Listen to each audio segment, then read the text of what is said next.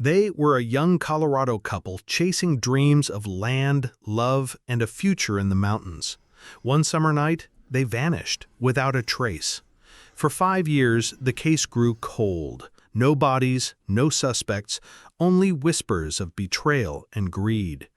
Then a hiker stumbled upon a burned-out campervan in a remote canyon, and the truth spilled out like smoke from the ashes. They hadn't disappeared. They had been hunted, shot, and silenced.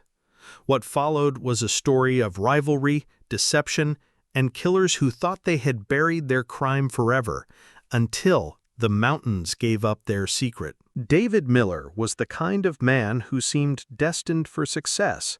At 45, he was a well-dressed, ambitious real estate broker from Denver, with a reputation for closing big deals and a dream of expanding into the scenic Colorado highlands. His wife, Rachel, 41, was his opposite in many ways. Calm, thoughtful, and deeply loved in her community as a high school administrator. Where David talked fast and chased opportunity, Rachel steadied him with a quiet strength, balancing his restless drive with compassion and patience. Together, they made a striking pair, the ambitious businessman and the beloved educator, bound by more than 2 decades of marriage and an enduring dream of building something permanent, not just in business, but in life. That dream centered on Lake City, a rugged yet picturesque town tucked deep in the San Juan Mountains. David believed it could be the site of a vacation lodge, a property that might one day become both a retreat for tourists and a cornerstone of his expanding portfolio. In late summer of 2003, the couple packed their small camper van for a weekend trip to scout land in the area. It was meant to be a quick getaway, 2 nights at most, a mix of work and leisure, just the two of them under the wide Colorado sky. Their last known movements seemed ordinary enough. On August 9th, a Saturday, security cameras at a gas station in Gunnison captured them making one final stop before heading toward the mountains. Rachel was seen buying bottled water, chips, and a paperback novel at the convenience store, while David filled the van's tank. They looked relaxed, unaware that this would be the final image anyone would ever see of them alive. Later that day, they were spotted briefly in Lake City, speaking with a local about nearby campgrounds and trailheads. After that, the trail went cold. By Monday morning, when David failed to show up for a scheduled client meeting and Rachel didn't return to school, their families knew something was wrong. Phone calls went unanswered. Neighbors reported no sign of their van in the driveway. At first, police considered the possibility of car trouble or a delay in the mountains, but as days passed with no word, concern hardened into fear. Search teams were dispatched into the forests and valleys around Lake City, combing through campgrounds and dirt roads. Helicopters scanned the rugged terrain, while rangers spread word to hikers and hunters to be on the lookout for the distinctive campervan. But the wilderness gave up nothing. No van, no evidence, no trace of David or Rachel. It was as though the couple had been swallowed whole by the mountains. As the days turned into weeks, the search for David and Rachel Miller began to shift from a frantic rescue mission into a grim investigation. Authorities, who had once hoped to find a stranded campervan, now faced the sobering reality that the couple might never come back. In Denver, their families pleaded for answers, holding vigils, distributing missing person flyers, and speaking to the media in an attempt to keep the case alive. Yet, behind the scenes, investigators were quietly turning their attention toward David's professional life, which was far more complicated than most realized. David had made his name in real estate through bold deals and risky ventures, and while those ventures had made him money, they had also made him enemies. Chief among them was Henry Cole, a former business partner who felt betrayed when David allegedly cut him out of a lucrative development deal. Henry, a rugged man in his late 40s, was known to carry grudges, and colleagues recalled heated arguments between him and David in the months before the disappearance. Adding to suspicion was Marcus Varela, a rancher from Gunnison County with deep family roots in the land surrounding Lake City. Marcus had been outspoken against David's expansion plans, fearing that large-scale developments would erode the quiet rural life his family had maintained for generations. The property David hoped to purchase sat right on the edge of Marcus's land, and according to some, their relationship had grown tense, with confrontations escalating beyond business into personal hostility. The combination of business rivalry and land disputes painted a troubling picture for investigators, but without evidence, it remained just that, suspicion. Henry insisted he had been hunting in the nearby forests the weekend David and Rachel disappeared, a claim difficult to disprove given the vastness of the wilderness. Marcus, too, claimed he had been out in the backcountry on his ranch land during those days, alone and without witnesses. With no campervan, no crime scene, and no physical evidence to tie anyone to the couple's disappearance, the case struggled to move forward. Still, whispers began to circulate in Lake City and beyond. Some believed the Millers had fallen victim to their own ambition, crossing the wrong people in pursuit of land and profit. Others speculated that financial trouble may have driven them to disappear intentionally, perhaps to start a new life elsewhere. Friends and family rejected this theory outright, pointing out that Rachel, in particular, had no reason to abandon her life, her career, or her loved ones. Yet the rumor persisted, fueled by the simple fact that the mountains had yielded nothing. By the end of 2003, the official search had wound down. Winter storms buried the high passes in snow, sealing off many of the rough mountain roads that might have hidden answers. In the following years, the case slid further into obscurity, kept alive only by local gossip and occasional mentions in true crime circles. Every now and then, hunters or hikers reported abandoned vehicles deep in the forest, raising hopes, but each lead fizzled out. By 2005, investigators admitted the case had gone cold. For the Miller family, it was an agonizing silence. No bodies to mourn, no crime to punish, only an absence that grew heavier with each passing year. As one detective grimly put it, the mountains keep their secrets well. And so the question that had hung in the air since the summer of 2003 remained. Were David and Rachel victims of a tragic accident, or had they been deliberately silenced over land worth killing for? 5 long years passed before the Colorado wilderness finally gave up its secret. In the summer of 2008, a hiker named Paul Everett, an amateur botanist with a love for exploring unmarked trails, ventured deep into a canyon miles from any main road near Lake City. He had been following a narrow stream bed, searching for rare alpine plants, when something unusual caught his eye. At first, it was just a faint gleam beneath a tangle of brush and loose rock, sunlight reflecting off metal that seemed out of place in the rugged landscape. Curious, he pushed through the undergrowth, scraping his hands against branches until he reached the source. There, half buried in soil and debris, was the corner of a rusted metal frame. As he pulled away more branches, the outline became clear. It wasn't junk or farm equipment. It was the charred shell of a vehicle, wedged at an angle in the ravine as though it had been deliberately driven or pushed off the narrow path above. Everett, unnerved, quickly alerted authorities, who within hours confirmed what they had long suspected. They had found the Millers' missing campervan. The vehicle was almost unrecognizable. Its once white sides were scorched black, windows melted into twisted edges, and the interior reduced to ash and warped metal. Time and the elements had nearly erased it, but as forensic teams moved in, they discovered what would change the case forever.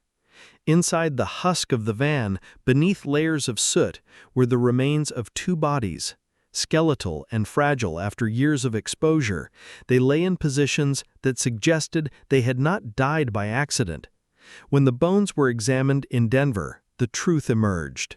Both David and Rachel Miller had suffered gunshot wounds, clean holes through ribs and skull. the unmistakable marks of a high-powered hunting rifle. The discovery turned a long unsolved disappearance into a confirmed double homicide. For investigators, the burned van told a chilling story. Whoever killed the Millers had not only shot them, but attempted to erase the evidence by setting the vehicle ablaze and hiding it deep in a ravine where snow, landslides, and overgrowth would conceal it for years. The revelation sent shockwaves through both Denver and Lake City. For the Miller family, it was a moment of devastating closure, confirmation of what they had feared, but also a fresh wave of grief knowing their loved ones had been violently executed. For law enforcement, it breathed new life into a case that had seemed destined to remain unsolved. Detectives combed the wreckage for clues, salvaging fragments of bullets, melted scraps of metal, and soil samples from beneath the van. Every detail pointed to a calculated crime. The use of a rifle suggested the killers were hunters or outdoorsmen, men comfortable with firearms. The fire and concealment suggested planning rather than impulse, and the location, a remote, barely accessible canyon, hinted that the perpetrators knew the area intimately. The whispers that had surrounded Henry Cole and Marcus Varela years earlier suddenly felt less like speculation and more like a roadmap back to the truth. After half a decade of silence, the canyon had spoken, and the mystery of the Millers' disappearance was no longer a question of if they had been killed, but who had pulled the trigger and why. With the discovery of the Millers' burned campervan and the grim confirmation of gunshot wounds, investigators finally had proof that the couple had been murdered. And with that proof came a renewed focus on the suspects who had once seemed untouchable. The trail led back to two names that had hovered over the case since the beginning: Henry Cole and Marcus Varela. Both men had the motive, both had the means, and both had been present in Lake City on the weekend David and Rachel vanished. Now, with forensic evidence in hand, detectives began to re-examine their alibis, looking for cracks. The first breakthrough came through ballistics. The warped bullet fragments retrieved from the ashes of the campervan were painstakingly analyzed and eventually matched to a particular type of hunting rifle. When police dug into records, they found that Henry Cole not only owned rifles of that exact make and caliber, but had registered them for use in hunting excursions during the summer of 2003. Witnesses also recalled seeing Henry and Marcus drinking together in a bar near Lake City around that time, laughing and boasting about land deals gone sour, though at the time no one thought much of it. Suddenly, the circumstantial evidence began to stack into something more damning.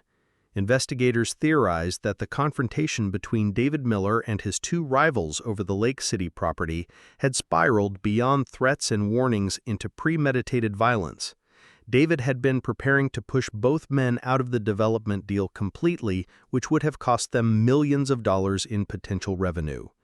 Greed, coupled with bruised pride, seemed to have driven the men to a desperate act.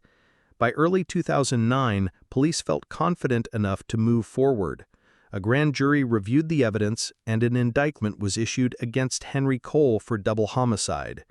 His arrest stunned both Denver's business community and the small town of Lake City, where he had long been known as a hard but respectable land dealer. In handcuffs, Henry maintained his innocence, insisting he had nothing to do with the Millers' deaths and that the rifle evidence was circumstantial at best. Yet, as prosecutors built their case, more witnesses emerged. A former employee of Henry's recalled overhearing a furious argument between him and David just weeks before the disappearance, in which Henry shouted that David would regret crossing the wrong people.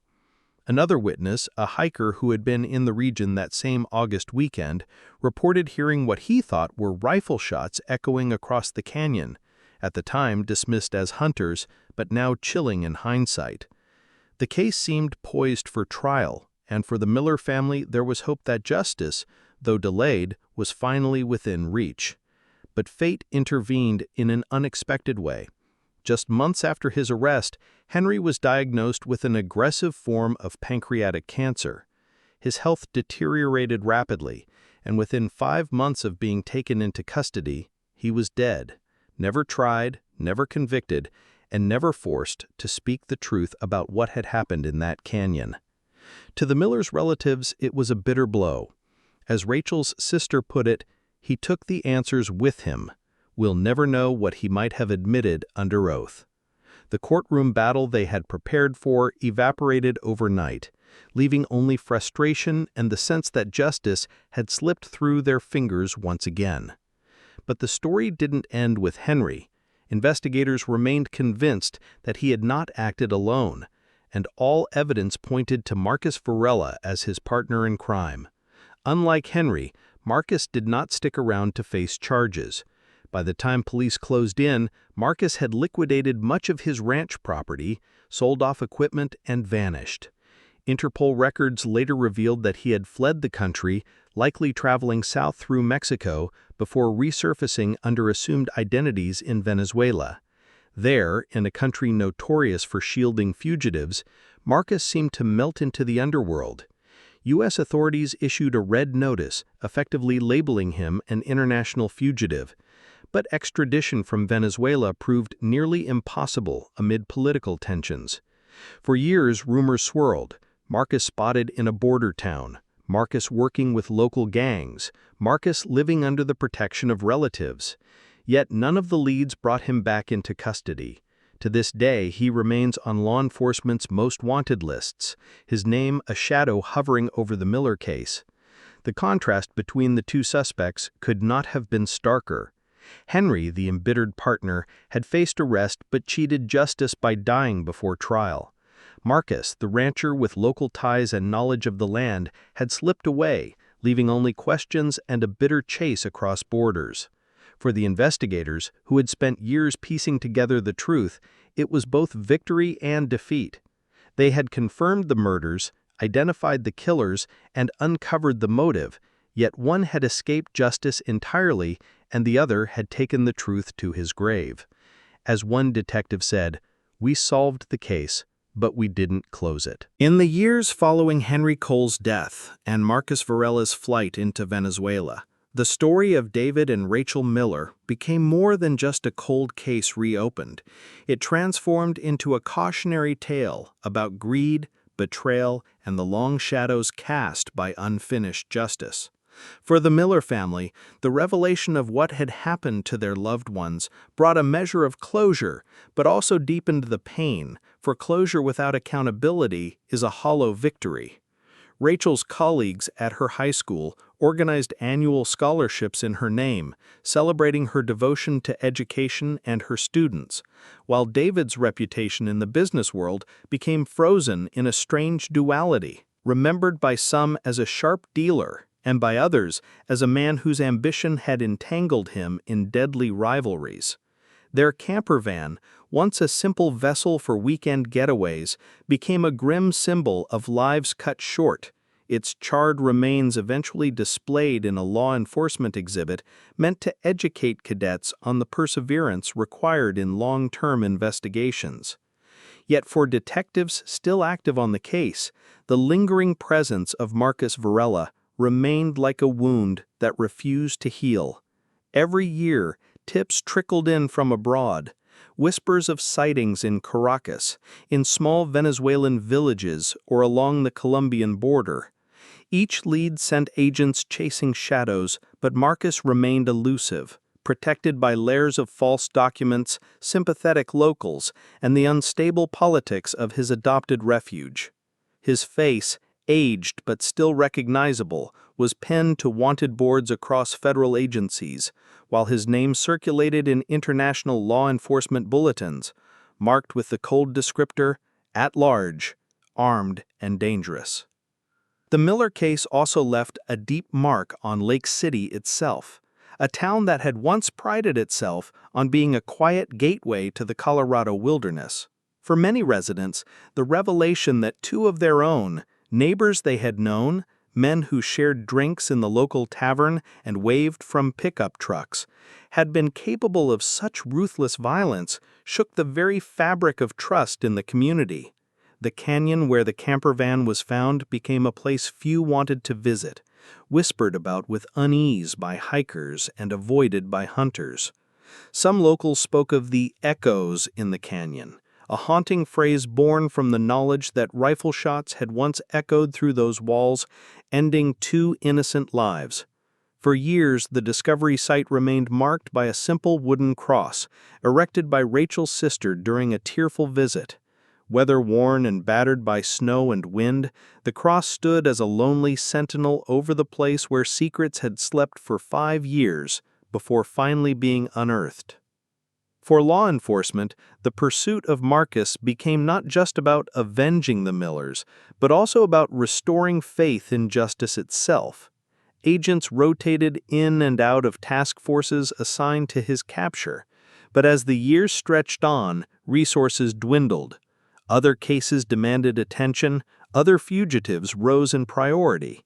Still, a small core of investigators refused to give up, driven by the haunting sense that, as long as Marcus walked free, the Miller story was unfinished.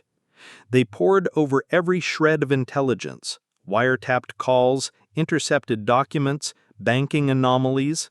Once in 2015, even Venezuelan police raided a compound believed to be his hideout, only to find it abandoned. Marcus had slipped away hours earlier, as if warned. Each near miss deepened the myth around him, painting him less as a fugitive and more as a ghost, forever just out of reach. For true crime followers, the case grew into legend, the subject of documentaries, podcasts, and late-night discussions on internet forums. Listeners debated endlessly. Had Marcus built a new life in South America under another name, or was he constantly on the run, looking over his shoulder, knowing that one day justice might catch up? Some speculated that local cartels had taken him in, providing shelter in exchange for his land sale experience and connections. Others claimed he had died in the jungles, buried in an unmarked grave, his secret safe with him. But for the Miller family, speculation was no substitute for truth. Rachel's sister gave interviews well into the 2010s, her voice heavy with fatigue, repeating the same plea. If Marcus Varela is alive, he needs to face what he did. My sister and her husband deserve that much. We deserve that much. As the 20th anniversary of the Millers' disappearance approached, the case had transformed from an active hunt into a haunting legend that hovered over both Colorado and Venezuela. The FBI kept Marcus's file open, his name still on the wanted lists, his photo still circulated at airports and border stations. Yet with each passing year, the odds of capture dwindled. And so the Miller case remains suspended in time, solved yet incomplete, closed in evidence, but open in consequence.